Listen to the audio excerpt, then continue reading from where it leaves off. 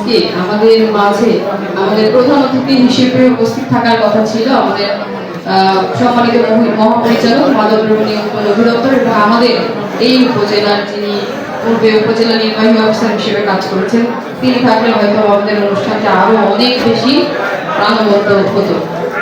আমি আপনারা একটু পরে করেন, নাস্তাবিত প্রতি কৃতজ্ঞতা প্রকাশ করছি এবং একই সাথে আরো 2টা মিনিট একটু ধৈর্য ধরে শোনার জন্য আহ্বান জানাচ্ছি। আমি বেশি সময় নিব না। সকলেই আসলে মাদকের কুফল, মাদক কিভাবে শুরু হয়, কেন আমাদের এটা থেকে বিরত থাকা উচিত, এই সমস্ত বিষয়গুলো আমাদের সম্মানিত যারা বক্তা ছিলেন তারা সকলেই আপনাদের সামনে তুলে ধরেছেন এবং আমি আশা করি আপনারা যারা এখানে উপস্থিত হয়েছেন আপনারা সকলেই সচেতন নাগরিক এবং আপনারা যারা আছেন আপনাদের সাথে সংশ্লিষ্ট যারা আছেন, আজকের যে আলোচনাগুলো হলো এই আলোচনাগুলো বৃহত্তর পরিসরে আপনাদের মাধ্যমে আসলে সকলের নিকট পৌঁছানো সম্ভব হবে। তো এই আলোচনার বার্তাগুলো আপনারা সকলের কাছে পৌঁছে দেবেন, আপনাদের আশেপাশে পরিবার থেকে শুরু করে সামাজিকভাবে আপনারা সকলকে সচেতন করবেন। তাতে করেই আসলে আমরা সমগ্র উপজেলার মানুষের কাছে আমাদের এই যে বার্তাটা সেটা পৌঁছে দিতে সক্ষম হব। আমাদের যারা জনপ্রতিনিধি আছেন, বিশেষ করে আমাদের উপজেলা চেয়ারম্যান এবং আমাদের গ্রাম পুলিশ যারা একদম প্রান্তিক পর্যায়ে কাজ করছেন, তাদেরকে আমরা অনুরোধ করব আপনারা যেভাবে কাজ করছেন সামনের দিনেও আপনারা একই রকম ভাবে আমাদেরকে সহযোগিতা করবেন। আপনাদের কাছে আপনাদের আশেপাশে যারা এই মাদক সেবন এবং ব্যবসার সাথে জড়িত তাদের তথ্যগুলো যদি আমাদেরকে সহযোগিতা করেন, পুলিশ বিভাগ এবং প্রশাসন সর্বদাই সে ব্যাপারে সচেষ্ট আছে। শাস্তির মাধ্যমে এই আমরা প্রতিরোধটা গড়ে তুলতে পারবো। কিন্তু আমাদের যদি আমরা মাদক নির্মূল করতে চাই তাহলে একেবারে আমাদের শুরু থেকে সচেতনতার বিকল্প নাই। আমরা যদি সচেতন না হই তাহলে কিন্তু আমরা মাদক নির্মূল করতে পারবো না সমাজ থেকে।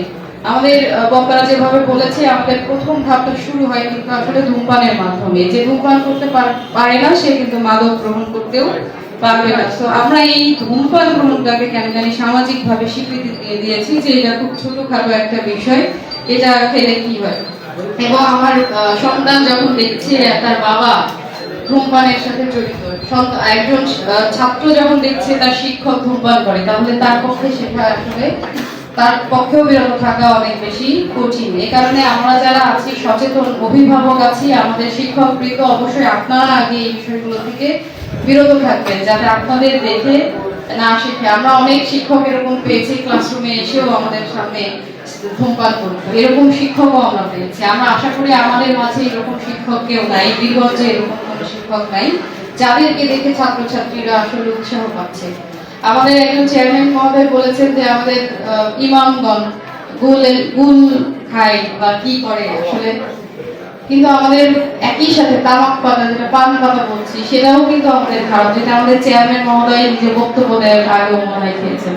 তো সে ব্যাপারেও মনে হয় আমাদের সচেতন হওয়া দরকার। আমরা মানে সামাজিক ভাবে এই জিনিসটাকেও কেমন স্বীকৃতি দিয়ে ফেলেছি আমাদের এসে। আমি এটা আরো বেশি করে দেখেছি যে এটা করে, অফিসে চাকরি করে তারাও করে। আমার সামনে আছে জর্দা দিয়ে পান খেয়ে মুখে চরম দুর্গন্ধ নিয়ে কথা বলে, আমি খুবই বিরক্ত হই এবং মাঝে মধ্যে আমি বিরক্ত হয়ে বাইরেও পাঠিয়ে দিই।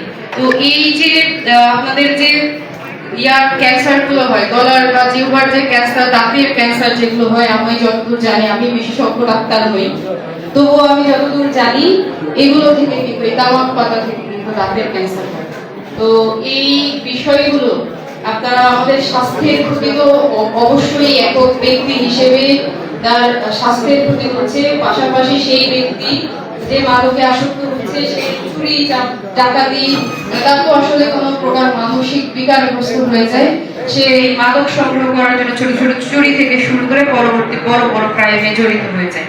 তো আমরা চেষ্টা করবো আমাদের অভিভাবক যারা আছেন, শিক্ষক বৃন্দ আছেন, আমাদের মসজিদের ইমামগণ, পুরোহিত সহ গ্রাম পুলিশ, আমাদের জনপ্রতিনিধি, আমাদের রাজনৈতিক ব্যক্তিবর্গ যার যার জায়গা থেকে যেভাবে পারেন আপনারা সচেতন করবেন লোকজনকে এবং আপনাদের সন্তানদেরকে সেফ রাখবেন, যে তারা আসলে আপনার কাছ থেকেই যেন প্রথম শিক্ষাটা পায়, বন্ধুদের কাছ থেকে শুনে না, বন্ধুদের কাছে যেন গল্প না শুনে যে আসলে এটা কিন্তু খেলার ছলেই শুরু হয়, বন্ধুরা সবাই মিলে আসলে একটু দেখি কেমন লাগে, এই বিষয় থেকে এই বিষয়গুলো করলে পরবর্তীতে আসলে এসে যে কিভাবে ভিক্টিমাইজ হতে পারে এই বিষয়গুলো থেকে আপনারা আসলে সন্তানদেরকে সচেতন করবেন, ক্লাসরুমে বলবেন, মসজিদে বক্তব্যে যখন দেওয়ার সুযোগ হয় বলবেন, মন্দিরগুলোতে বলবেন, এবং এতে করে আমরা আসলে সামাজিকভাবে আমাদের এই মাদক থেকে আমাদের সন্তানদেরকে বিরত রাখতে পারবো। এবং ট্যাবু না রেখে, সন্তানদের মাঝে ট্যাবু না রেখে যে এই বিষয়ে আলোচনা করা যায় না, ওই বিষয়ে আলোচনা করা যায় না, আমাদের মনে হয় আমাদের পরিবার থেকেই সমস্ত বিষয়ের শিক্ষাগুলো পরিবার থেকেই জানা উচিত। আমি আমার সন্তানের সাথে সমস্ত বিষয়ে ভালো মন্দ আলোচনা না করলে তাহলে তো সে সঠিক শিক্ষাটা নেবে না, সে শিক্ষাটা নেবে কিন্তু অনলাইন থেকে।